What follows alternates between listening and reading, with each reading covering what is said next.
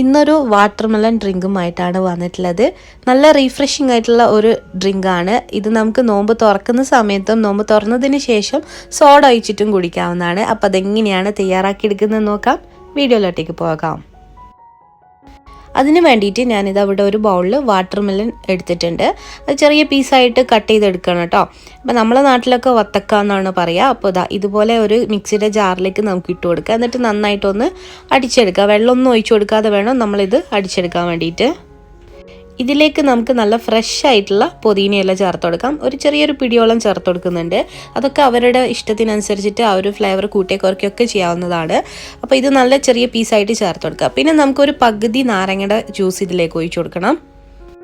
പിന്നെ ഇതിലേക്ക് ഒരു 4-5 പീസായിട്ട് ഇതുപോലെ ഇങ്ങനെ നാരങ്ങ ചെറിയ പീസായിട്ട് ഇട്ട് കൊടുക്കാം. ഇനി നമുക്ക് ഇതിലേക്ക് കുറച്ച് നന്നാറി സർബത്ത് ഒഴിച്ചു കൊടുക്കണം. ഇതിന് പകരമായിട്ട് നിങ്ങൾക്ക് പഞ്ചസാര പൊടിച്ചിട്ടും ചേർത്ത് കൊടുക്കാം കേട്ടോ.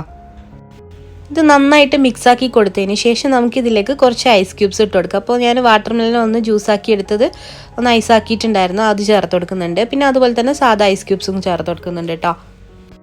പിന്നെ അതേപോലെ തന്നെ വാട്ടർമെലൺ കുറച്ചൊന്ന് കട്ട് ചെയ്തിട്ട് ഇതുപോലെ അങ്ങനെ ചേർത്ത് കൊടുക്കാം. എന്നിട്ട് ഇത് നന്നായിട്ട് ഇനി ഒന്ന് മിക്സാക്കി കൊടുക്കട്ടെ. ഒരു 2 മിനിറ്റ് മിക്സാക്കി കൊടുത്തതിന് ശേഷം നമുക്കിത് ഒരു ഗ്ലാസ്സിലേക്ക് സെർവ് ചെയ്യാം.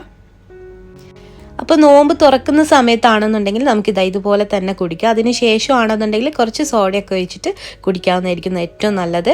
അപ്പോൾ ഇതുപോലെ ഇങ്ങനെ ഒന്ന് ട്രൈ ചെയ്ത് നോക്കുക. തീർച്ചയായിട്ടും ഇത് ഇഷ്ടപ്പെടും. നല്ല ടേസ്റ്റി ആയിട്ടുള്ള ഒരു ഡ്രിങ്കാണ്. അപ്പോൾ എല്ലാവരും ഒന്ന് ട്രൈ ചെയ്ത് നോക്കാം. അപ്പോൾ ഈ ഒരു ഡ്രിങ്ക് നിങ്ങൾക്ക് ഇഷ്ടമായിട്ടുണ്ടെങ്കിൽ ലൈക്ക് ചെയ്യാനും ഷെയർ ചെയ്യാനും ഒന്നും മറക്കരുത്. ഇൻഷാ അല്ലാഹ് നല്ലൊരു റെസിപ്പിയുമായിട്ട് പെട്ടെന്ന് തന്നെ കാണാം. താങ്ക്